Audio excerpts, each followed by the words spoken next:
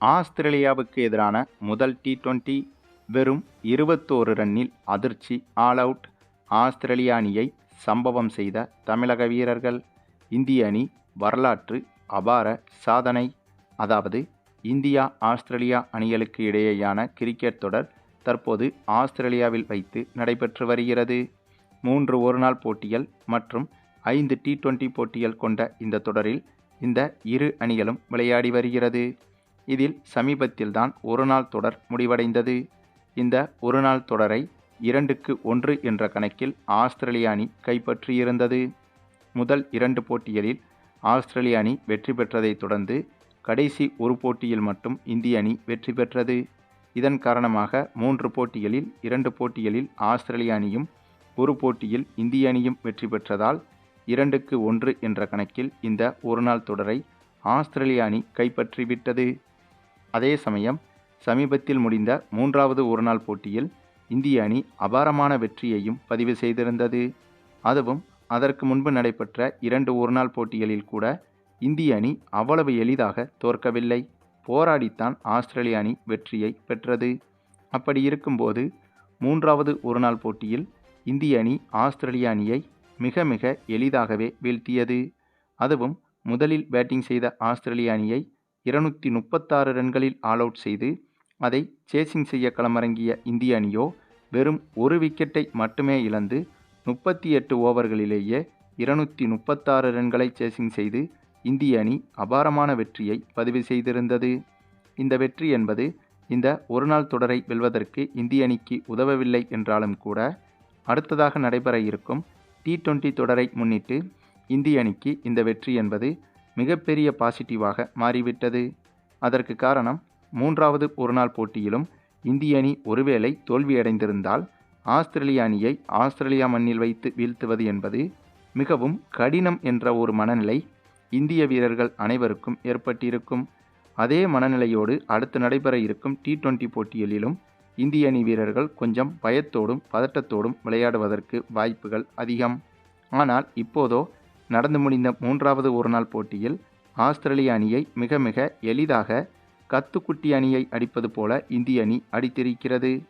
ஆகவே இந்த ஒரு விஷயம் T20 போட்டியில் களமிறங்கும் இந்திய வீரர்களுக்கு மிகப்பெரிய தன்னம்பிக்கையை கொடுத்திருக்கும். ஆமாங்க, அதை இப்போது இந்திய அணி வீரர்கள் நிரூபித்தும் காட்டியிருக்கின்றனர். ஏனென்றால் ஆஸ்திரேலியாவுக்கு எதிரான முதல் T20 போட்டி தொடங்கி முதலில் பேட்டிங் செய்த ஆஸ்திரேலிய அணி முதல் ஓவரிலேயே அதிரடியாக விளையாட நினைத்தது. ஏனென்றால் ஆஸ்திரேலிய அணி பேட்டிங் செய்ய களமிறங்கி போட்டியின் முதல் ஓவரின் முதல் பந்தையும் அடுத்த பந்தையும் அடுத்தடுத்து பவுண்டரிக்கு பறக்கவிட்டனர் ஆஸ்திரேலியா பேட்ஸ்மேன்கள். அதுவும் போட்டியின் முதல் ஓவரை வீசியதே நம்ம தமிழக வீரர் வருண் சக்கரவர்த்தி தாங்க. பெரும்பாலும் போட்டியின் முதல் ஓவரை ஃபாஸ்ட் பவுலர்கள் தான் வீசுவார்கள். ஆனால் இந்த முறை இந்திய கேப்டன் சூரியகுமார் யாதவ் போட்டியின் முதல் ஓவரை வீசுவதற்கு வருண் சக்கரவர்த்திக்கு வாய்ப்பு கொடுத்தார். அப்படி இருக்கும்போது போட்டியின் முதல் பந்தையும் 2வது பந்தையும் ஆஸ்திரேலிய அணி பவுண்டரிக்கு பறக்கவிட இதனால் தன்னுடைய முடிவு தவறாகிவிட்டதோ என்ற அச்சம் இந்திய கேப்டன் சூரியகுமார் யாதவுக்கு ஏற்பட்டிருக்கும். ஆனால் அடுத்த பந்திலேயே சூரியகுமார் யாதவ் எடுத்த இந்த ஒரு முடிவு மிக மிக சரியான முடிவு என்பதை தமிழக வீரர் வருண் சக்கரவர்த்தி நிரூபித்து காட்டியிருந்தார். ஆமாங்க, முதல் ஓவரின் 3வது பந்தில் ஆஸ்திரேலியா பேட்ஸ்மேன் டிராவிஸ் ஹெட்டுடைய விக்கெட்டை வீழ்த்த அதன் பிறகு அந்த ஓவரின் 5வது பந்தில் அடுத்த விக்கெட்டையும் வீழ்த்தியிருந்தார் வருண் சக்கரவர்த்தி. அதாவது இந்த போட்டி நடைபெற்ற பிட்ச் என்பது சுழற்பந்து வீச்சுக்கு சாதகமாக இருப்பதை உணர்ந்துதான் முதல் ஓவரை வருண் சக்கரவர்த்தியிடம் கொடுத்திருந்தார் இந்திய கேப்டன் சூரியகுமார் யாதவ். பிறகு அடுத்த அதிர்ச்சியாக 2வது ஓவரை மற்றொரு தமிழக வீரரான வாஷிங்டன் சுந்தரை வீச வைத்தார் சூரியகுமார் யாதவ். இதுவும் பலருக்கும் ஆச்சரியமாகத்தான் இருந்தது. ஏனென்றால் இந்த போட்டியில் குல்தீப் யாதவ் போன்ற சிறந்த சுழற்பந்து வீச்சாளர்கள் இருக்கும்போது எதற்காக வாஷிங்டன் சுந்தருக்கு 2வது ஓவரை வீச கொடுத்தார் என்ற சந்தேகம் பலருக்கும் இருந்தது. ஆனால் போட்டியின் 2வது ஓவரை வீச வந்த வாஷிங்டன் சுந்தரோ அனைவருக்கும் அதிர்ச்சி கொடுக்கும்படி அந்த ஓவரில் மொத்தமாக 3 விக்கெட்டுகளை வீழ்த்திவிட்டார். மேலும் வாஷிங்டன் சுந்தர் போன்ற முழு அனுபவமில்லாத ஒருவர் போட்டியின் 2வது ஓவரை வீசும்போது அந்த ஓவரில் முடிந்தவரை ரன்களை எடுக்க வேண்டும் என்றுதான் ஆஸ்திரேலியா பேட்ஸ்மேன்கள் நினைப்பார்கள். அப்படி நினைக்கும்போது அதிரடியாகவும் விளையாடுவார்கள். ஏனென்றால் முதல் 6 ஓவர்கள் தான் பவர் பிளே. ஆக அதற்குள் அதிரடியாக விளையாட வேண்டும் என்று எண்ணி வாஷிங்டன் சுந்தர் போன்ற ஒருவர் பவுலிங் வீசும்போது அந்த ஓவரை அடித்து ஆட முயற்சி செய்வார்கள். இதுவே குல்தீப் யாதவ் போன்ற முழுநேர சுழற்பந்து வீச்சாளர்கள் பந்து வீசும்போது தடுப்பாட்டம் ஆடவே ஆஸ்திரேலியா பேட்ஸ்மேன்கள் முயற்சி செய்வார்கள். அப்படி தடுப்பாட்டம் ஆடும்போது விக்கெட்டுகள் விழுவதும் கடினமாகிவிடும். அதனால்தான் ஆஸ்திரேலியா பேட்ஸ்மேன்களை அடித்து ஆட வைக்க போட்டியின் 2வது ஓவரை வாஷிங்டன் சுந்தரிடம் கொடுத்தார் இந்திய கேப்டன் சூரியகுமார் யாதவ். இவர் நினைத்தது போலவே 2வது ஓவரில் 3 விக்கெட்டுகளை இழந்த ஆஸ்திரேலிய அணி முதல் 2 ஓவர்களுக்கு உள்ளாகவே 5 விக்கெட்டுகளை இழந்துவிட்டது. பின்னர் அதற்கு பிறகு போட்டியின் 3வது ஓவரை வருண் சக்கரவர்த்தியும் 4வது ஓவரை மீண்டும் வாஷிங்டன் சுந்தரும் வீச இந்த 4 ஓவரிலேயே ஆஸ்திரேலிய அணியின் பேட்டிங் என்பது முடிவுக்கு வந்துவிட்டது. ஏனென்றால் வருண் சக்கரவர்த்தி வீசிய போட்டியின் 3வது ஓவரில் மீண்டும் 2 விக்கெட்டுகளை இவர் வீழ்த்த, அதன் பிறகு போட்டியின் 4வது ஓவரை வீச வந்த வாஷிங்டன் சுந்தர் அந்த ஓவரில் 1 விக்கெட்டை வீழ்த்த, இதனால் முதல் 4 ஓவர்களுக்குள்ளாகவே 8 விக்கெட்டுகளை இழந்துவிட்டது ஆஸ்திரேலிய அணி. அதன் பிறகு அடுத்த 3 ஓவர்கள் தட்டு தடுமாறிய ஆஸ்திரேலிய அணி 7 ஓவர்கள் முடிவில் 10 விக்கெட்டுகளை இழந்து வெறும் 21 ரன்கள் மட்டுமே எடுத்திருந்தது ஆஸ்திரேலிய அணி. அதாவது ஆஸ்திரேலிய அணியின் கிரிக்கெட் வரலாற்றில் மிக குறைந்த ஸ்கோர் என்றால் இதுதான். T20 வரலாற்றில் வெறும் 21 ரன்களுக்கு ஆஸ்திரேலிய அணி ஆல் அவுட் ஆகியிருப்பது என்பது ஆஸ்திரேலிய அணிக்கு மிகப்பெரிய வாழ்நாள் அவமானமாகவே மாறிவிட்டது.